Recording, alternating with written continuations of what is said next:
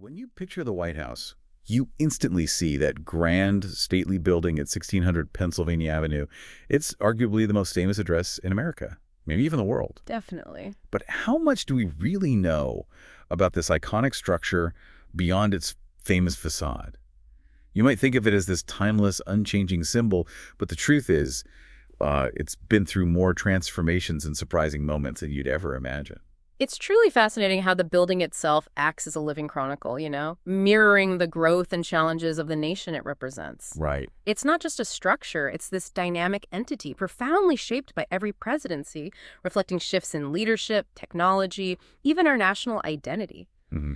Today, we're taking you on a deep dive into the extraordinary history, architecture, and even the quirks of the White House. We've dug through a ton of sources to uncover the incredible journey of this building from its very first design concepts to becoming, well, a living symbol of American power.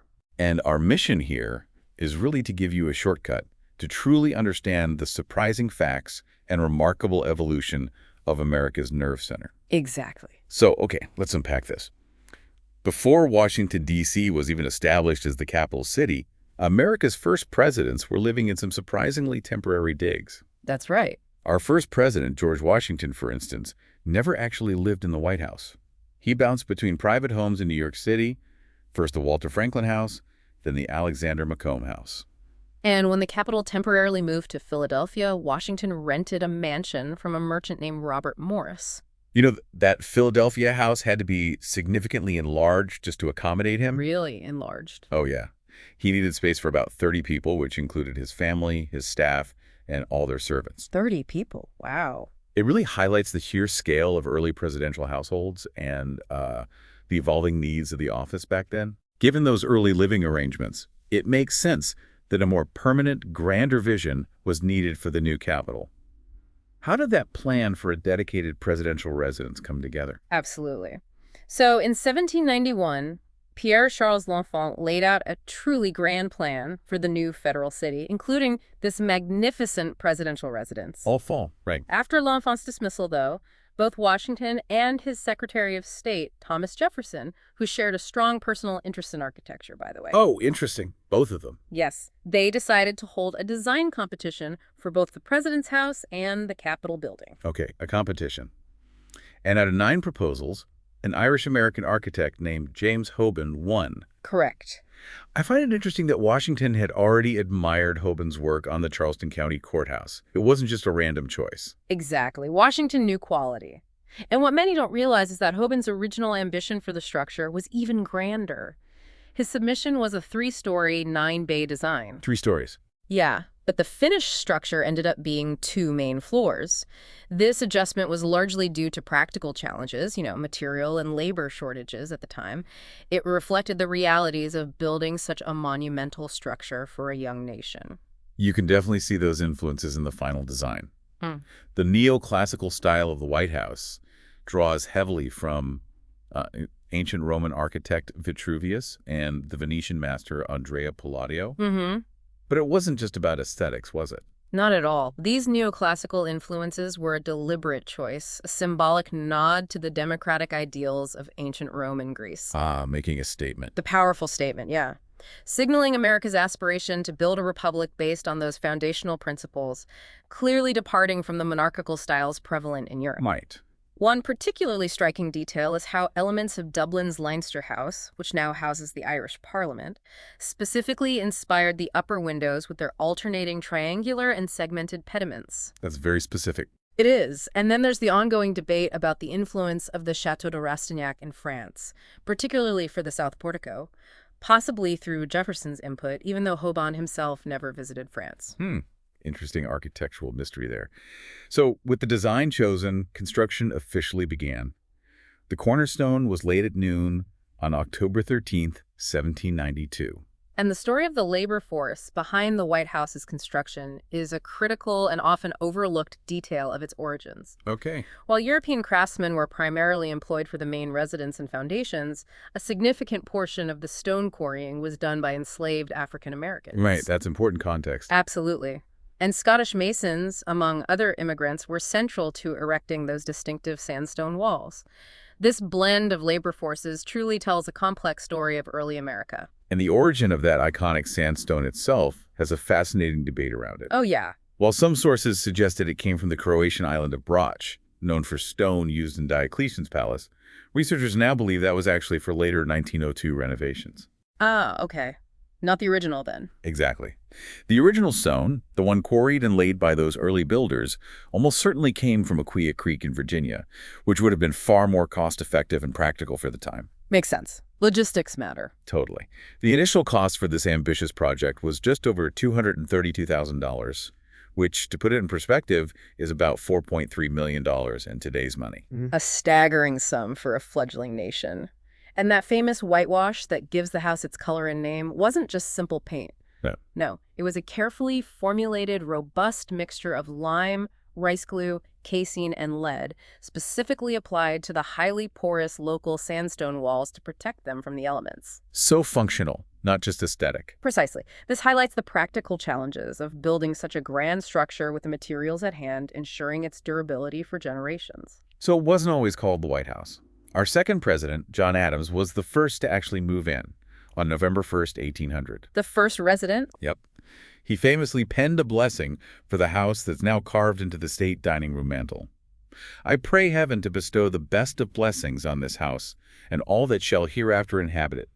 May none but honest and wise men ever rule under this roof. That's a powerful sentiment, and it raises an important question. How much of what we think we know about familiar landmarks is actually based on popular myth rather than historical fact? Good question. For example, the building had several early names: President's Palace, Presidential Mansion, President's House. The earliest public use of White House was recorded in 1811. Okay, 1811. But the myth persists that the white paint was applied specifically to cover burn damage after the War of 1812. Ah, the burn damage myth. I've heard that one. It's so common, but as we said, it was coated with that protective whitewash mixture from the beginning to protect the porous sandstone. The name White House just became popular organically before it was officially adopted. Fascinating.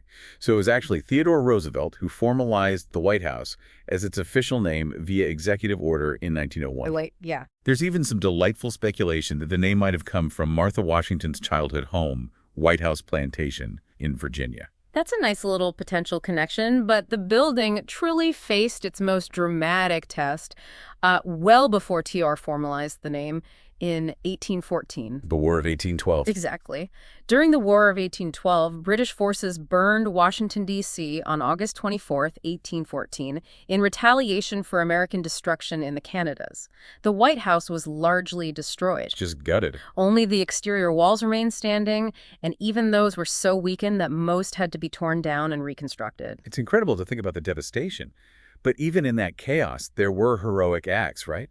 There were. White House employees and even enslaved individuals worked quickly to rescue valuable items, including the iconic Lansdowne portrait of George Washington just before the flames took hold. Just in time. Literally. In fact, of the countless objects taken or destroyed by the British during the sack, only 3 have ever been recovered. That portrait, a jewelry box, and a medicine chest. Only 3 things.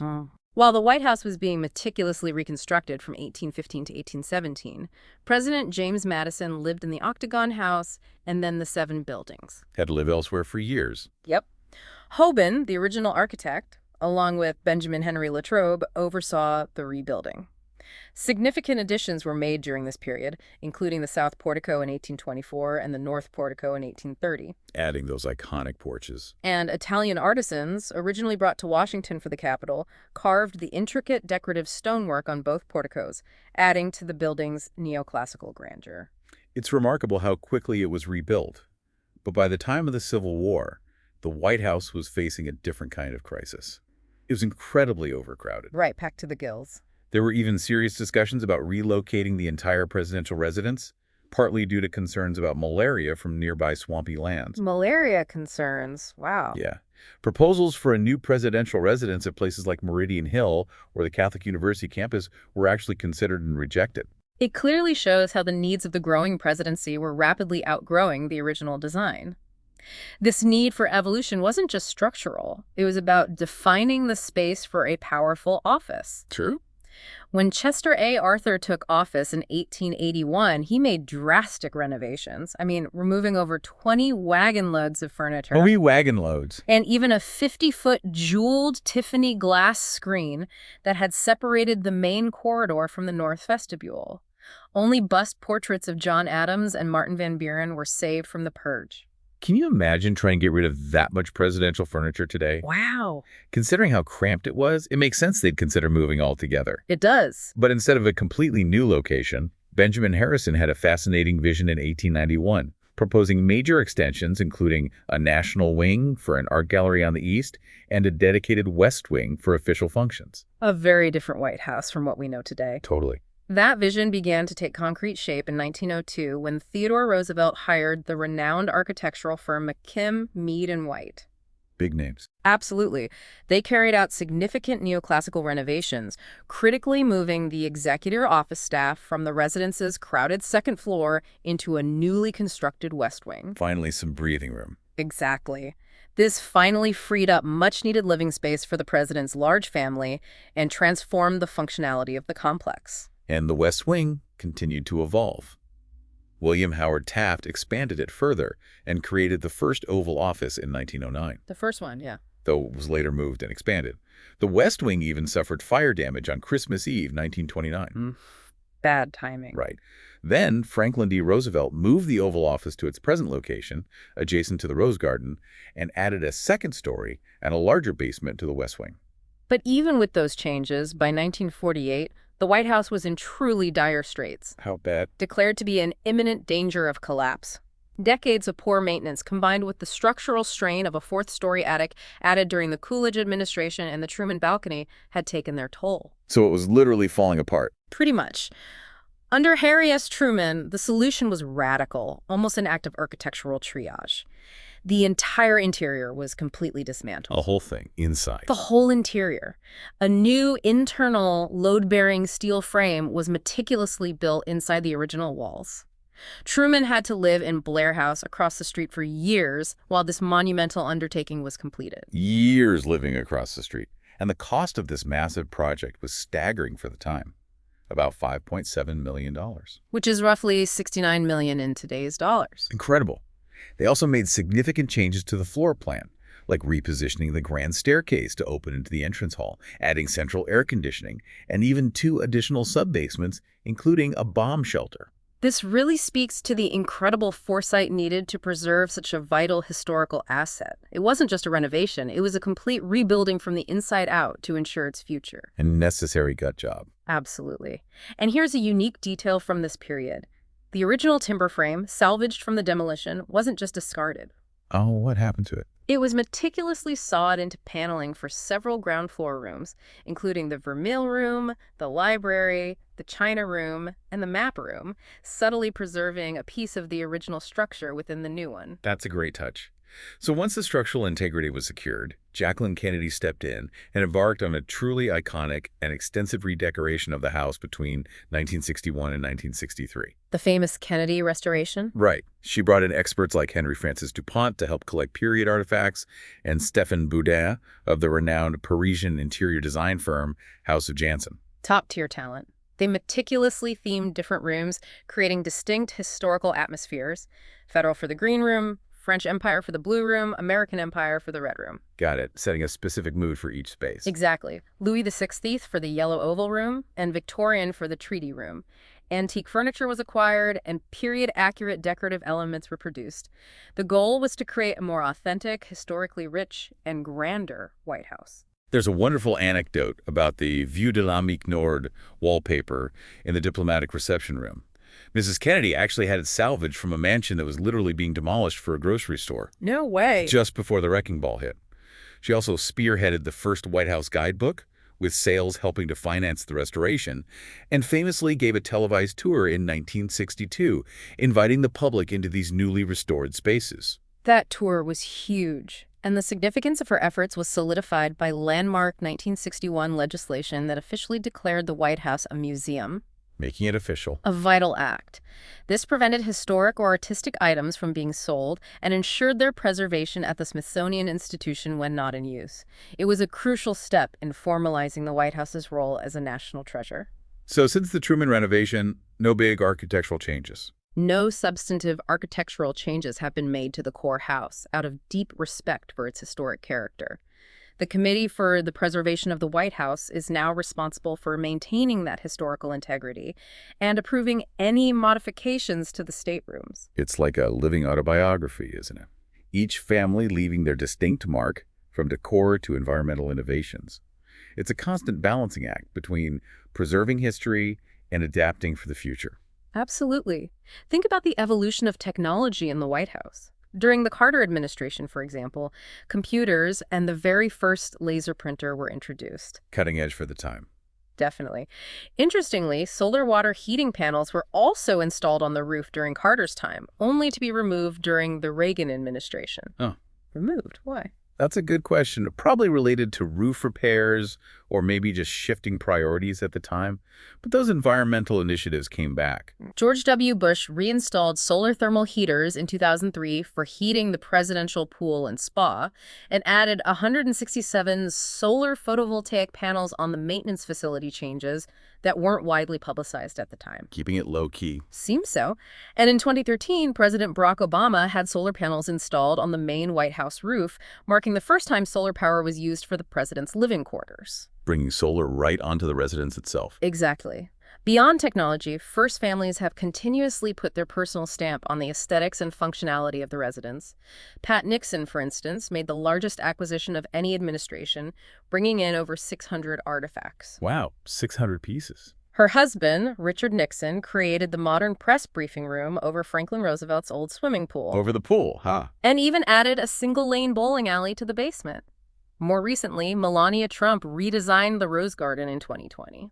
These seemingly small changes often reflect the personality and priorities of the occupants. And the White House has also become increasingly accessible over time, which is another fascinating evolution. It actually became one of the first wheelchair-accessible government buildings in D.C. due to modifications made for Franklin D. Roosevelt. That's an important point for accessibility. Yeah, and later, Hillary Clinton added an East Wing ramp to facilitate public tours, making it even more welcoming. This ongoing tension between preserving history and adapting to the needs of modern presidencies is something we see woven through all these changes. It also highlights how seemingly small shifts can reflect broader societal movements, like the growing interest in renewable energy or the increasing importance of accessibility. So it's not just a house. It's practically a small city in itself, isn't it? From chefs to a bowling alley, it's designed to be completely self-sufficient. Can you give us a sense of the sheer scale of the White House complex today? It's truly monumental. The White House complex extends beyond just the main executive residence, encompassing the West Wing, the East Wing, the Eisenhower Executive Office Building, or EEOB, as it's often called, and Blair House. The whole neighborhood, practically. Pretty much. The residence itself is 6 stories tall, boasts 55,000 square feet of floor space, 132 rooms, 35 bathrooms, 35 bathrooms. .412 doors, and 147 windows. It has 28 fireplaces, 8 staircases, and 3 elevators. That's a lot of fireplaces. And it's not just offices and bedrooms, it's fully equipped, right? Precisely. It includes 5 full-time chefs, a tennis court, that single-lane bowling alley we mentioned, a movie theater known as the White House Family Theater, a jogging track, a swimming pool, and a putting green. Got everything you need. It's truly designed for self-sufficiency and the diverse needs of the presidency, even welcoming up to 30,000 visitors each week. 30,000 a week. That's amazing. Yeah. Okay, so the executive residence is the original building, now primarily for dwelling, ceremonies, and entertaining. That's where you find iconic state floor rooms like the East Room, Blue Room, and State Dining Room, and on the ground floor, the diplomatic reception room and the library. Correct. And then the second and third floors are entirely the family residence and private spaces. That's where you'd find the Lincoln bedroom and the solarium, which George W. Bush famously used as his workout room. A room with a view, I bet. Probably. The West Wing, however, is the true hub of executive power. That's where the Oval Office, the Cabinet Room, and the Situation Room are located. The James S. Brady Press Briefing Room, for example, underwent an $8 million renovation in 2007, reflecting its crucial role. And it's still changing, even today. I understand a 2-year project to create a multi-story underground structure beneath the West Wing began as recently as 2010. That's right, ongoing security and operational upgrades. And then there's the East Wing, added in 1942. That houses the First Lady's office, a role formalized by Rosalind Carter, and the Presidential Emergency Operations Center, often called the bunker. The PEOC. Got it. Then you have the 18 acres of grounds, with a layout based on Frederick Law Olmsted Jr.'s 1935 design. They include the iconic Rose Garden and the Jacqueline Kennedy Garden, along with significant historical trees like the Jackson Magnolia, planted by Andrew Jackson himself. A tree planted by Andrew Jackson. Still there. Well, the original was replaced by offspring from it, but yes, the lineage continues. It's also seen modern additions like Michelle Obama's organic garden and beehives. Very cool. It all makes you wonder, how does the functionality and design of this sprawling White House complex truly balance the immense demands of the presidency with the desire for a private family home? That's a crucial question. It seems like a constant negotiation, especially when you look at how public access has changed so dramatically. Oh, absolutely. From a place where you could simply wander in for a New Year's party to needing congressional approval for a tour, the evolution of access is stark. The White House was originally open to the public, much like English country houses. Hard to imagine now. Right. John Adams started the New Year's reception, and Thomas Jefferson permitted public tours, even beginning annual 4th of July receptions. And those early open houses could get quite wild. In 1829, during President Andrew Jackson's inauguration, roughly 20,000 citizens celebrated inside the White House. 20,000 people inside. The crowd was so overwhelming, Jackson actually had to leave for a hotel. His aides famously lured the mob out with wash tubs of orange juice and whiskey. Orange juice and whiskey. That's incredible. Can you imagine that today? It really highlights the dramatic shift in how public figures interacted with citizens. These open receptions largely ended in the early 1930s, though Bill Clinton briefly revived the New Year's Day open house in his first term. That story really brings to life how much has changed. Modern security challenges have fundamentally altered access. After the Oklahoma City bombing in 1995 and then permanently after 9/11, Pennsylvania Avenue in front of the White House was closed to vehicular traffic. A major change to the cityscape. This decision has faced opposition from civic groups, arguing it impedes city traffic and goes against the city's historic plan. Understandable concerns. Public tours, which were suspended after 9/11, only resumed on a very limited basis in 2003, requiring prior arrangements and background checks. They were even suspended for most of 2013 due to budget cuts. So access is much more restricted. Far more. Beyond ground-level security, there have been several aviation incidents that underline the evolving threats. A stolen U.S. Army helicopter landed on the grounds in 1974. A helicopter. A stolen light plane crashed in 1994. The White House was evacuated after an air traffic warning on 9/11, though no plane showed. An unauthorized student pilot was forced to land in 2005. An intoxicated man's quadcopter drone crashed in 2015. Drones now, too. And most recently, a light aircraft violated airspace and crashed in Virginia in 2023. It's clear that the White House complex is now a fortress. It's protected by the U.S. Secret Service and U.S. Park Police and advanced systems like NASAMS, that's the National Advanced Surface-to-Air Missile System. NASAMS Right. are even used to patrol the airspace over Washington, D.C., strictly prohibiting unauthorized aircraft. It's quite remarkable how the balance between public transparency and essential security has shifted so dramatically over 2 centuries, reflecting a changing world and entirely new threats. Absolutely. It makes you wonder, what new challenges might shape its future and what further transformations might we see? We've traveled from its earliest conceptual drawings and the complex reality of its construction to its phoenix-like rise from the ashes of 1814 and through its continuous evolution to meet the dynamic demands of modern presidencies. It's been quite a journey. We've seen how architects, first families, and even security concerns have shaped this iconic building into what it is today. From its unlikely beginnings, built by enslaved laborers and immigrant masons, to a structure that's been painstakingly rebuilt from the inside out, and now protected by advanced missile systems, it's truly a testament to resilience and adaptation. If we connect this to the bigger picture, the White House isn't merely a house, it's a living archive of American history. It's continually adapting while striving to maintain its symbolic permanence as the physical embodiment of the nation's leadership. A living archive, I like that. This really begs the question, what unseen stories, what future transformations still await within its walls, and how will they continue to reflect the ongoing narrative of the nation itself? That's a great point to end on. As you reflect on the layers of history within the White House, consider how much of our own lives are shaped by constant adaptation and the subtle influences of the past, even when we're focused on building for the future. What are the unseen stories in your own environment that are silently shaping your everyday?